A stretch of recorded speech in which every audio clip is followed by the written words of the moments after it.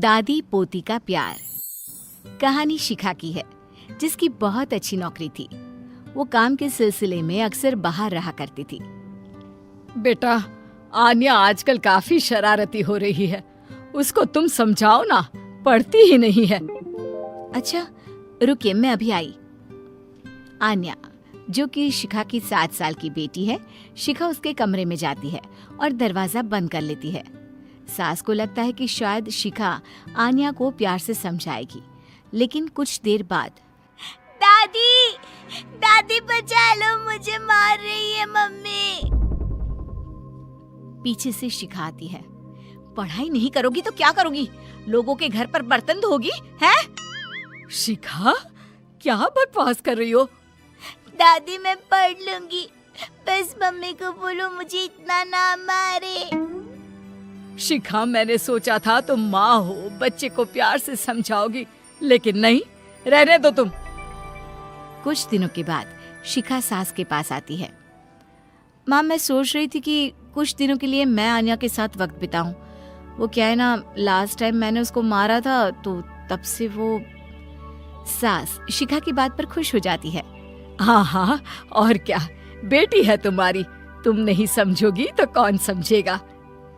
शिखा आन्या के कमरे में जाती है कि तभी उसका फोन आ जाता है। आन्या, मेरा एक फोन आया है, मैं बाद में बात करती हूँ। आन्या बाहर दादी के पास आ जाती है।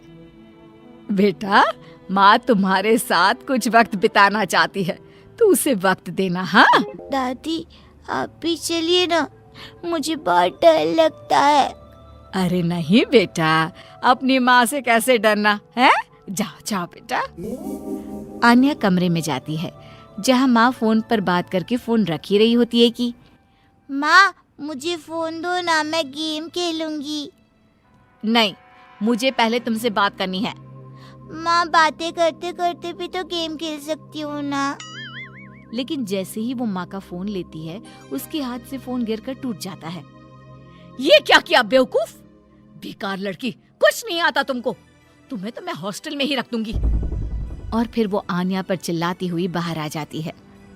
सास देखती है कि जो शिखा आज बेटी से बात करने को कह रही थी, वो उस पर चिल्लाकर कमरे से बाहर आ रही है। अरे क्या हो गया शिखा, तुम तो उससे बात करने गई थी ना। माँ, ये लड़की ना किसी काम की नहीं है। अरे मैं तो इसके साथ बैठकर बात करना चाह रही थी, इसने मेरा फोन ही पटक दिया। तो शुक्र है कि फोन को कुछ नहीं हुआ, 50,000 का फोन है। अरे जब फोन को कुछ हुआ नहीं है तो बेटी के साथ कुछ पल आराम से बिता देती। मेरा मूड ऑफ हो गया है, बाद में बात करूंगी, मैं सोने जा रही हूँ। सास को शिखा की बात अच्छी नहीं लगती, पर क्या करती। बहू को बेटी की तरह समझने वाली सास सोचती है कि सारा दिन काम करके ये भी थक जाती होगी, वो बेटा बनकर घर की देखभाल कर रही है, तो क्या मैं उसके बच्चों का ख्याल नहीं रख सकती? मैं ही जाकर आन्या से बात कर लेती हूँ। दादी आन्या के पास आती है। वो कोने में बैठकर रो रही थी। ले, मेरी गुड़िया रानी को क्या हो गया? देखो शाम हो रही है, चलो पार्क में चले क्या घूमने? नहीं दादी, मैं कहीं नहीं जाऊंगी। मेरा चेहरा देखो कितना पीला पड़ रहा है, सब पूछेंगे क्या हो गया तो क्या कहूंगी। ये बात तो है। अरे कोई ना, मैं हूँ ना मेरी गुड़िया के पीछे से जवाब देने वाली। दादी और पोती पार्क में खेलने जाते हैं, जहाँ एक बच्चा कहता है, अरे आन्या क्या हो गया, क्यों रो रही थी? आन्या कुछ बोलती इससे पहले ही दादी कहती है, अरे आन्या ने रामायण देखी है ना, जिसमें रावण माता सीता का हरण करके उसे ले जाता है, बस वही देखकर रोने लगी मेरी गुड़िया। हरण क्या होता है आन्या की दादी? आन्या की दादी क्या होता है? दादी तो दादी होती है ना। वैसे हरण का मतलब होता है फिर क्या, दादी सभी बच्चों को रामायण के किस्से सुनाने लगती है। सभी दादी को घेर लेते हैं। आन्या को अपनी दादी को देखकर काफी फक्र महसूस होता है। आज तो पार्क में मजा ही आ गया दादी। दादी आप मुझे छोड़कर कहीं मत जाना, वरना मम्मी तो मुझे। नहीं बेटा, ऑफिस के काम से मम्मी परेशान हो जाती है और आपको तो पता है जिसे हम सबसे ज्यादा प्यार करते हैं उसी से ज्यादा नाराज भी तो होते हैं ना। दादी पूरी कोशिश करती कि आन्या का कोमल मन माँ से प्यार करे। फिर एक रोज, अरे शिखा, वो क्या है ना, तुझे तो पता है मेरी अंग्रेजी थोड़ी कमजोर है। सोच रही थी आन्या की कोई ट्यूशन लगवा देते हैं। क्यों, क्या हो गया? वैसे तो मैं ही पढ़ा देती, पर अभी छोटी सी तो क्लास है, समझा दूंगी उसे मैं। देख शिखा, माँ पढ़ाए इससे अच्छा तो कुछ हो ही नहीं सकता, लेकिन तेरे पास वक्त की कमी है ना। नहीं माँ, मैं अभी फ्री हूँ, पढ़ा देती हूँ। शिखा आन्या के पास बैठ जाती है। क्या हो गया? आप मेरे पास कैसे? कुछ चाहिए क्या? अरे कुछ नहीं, इंग्लिश की बुक निकालो, मैं पढ़ाती हूँ। और बेटा, मैं आपकी गलती हो तो ही डांटती हूँ ना। आन्या डर कर किताब निकालती है। अरे डर क्यों रही हो, हैं? कोई भूत नहीं हूँ मैं। आन्या शिखा को पढ़ाने बैठती है। ये पहली बार था जो शिखा आन्या को पढ़ा रही थी कि अचानक शिखा जोर जोर से चिल्लाने लगती है।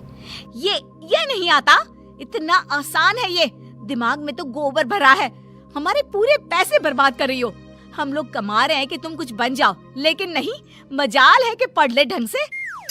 माँ, मुझे ये नहीं आता, तभी तो दादी से कहा था कि किसी को बोलो मुझे पढ़ा दे। अरे वाह जी वाह, तमीज देखो, कितनी जबान चल रही है तेरी। मन तो कर रहा है कि एक थप्पड़ जड़ दूं। आन्या माँ की डांट सुनकर जोर जोर से रोने लगती है।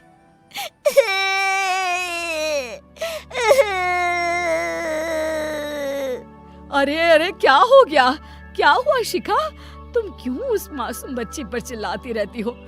अब बस बहुत हो गया तुम्हारा। यही है वो कारण जिस वजह से वो बिगड़ रही है। उसके सामने आप मुझे डांट रही है। अब शिखा सास पर भी चिल्लाने लगती है।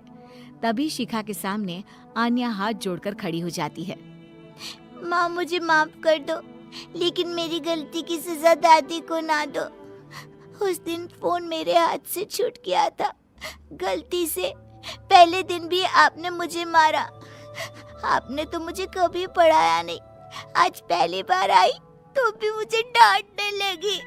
चुप हो जा आन्या, तेरी माँ है वो, कितनी बड़ी है तुझसे। तो क्या हो गया, बड़ी है, लेकिन पता नहीं कि बच्चों और बड़ों के साथ कैसा व्यवहार करना चाहिए।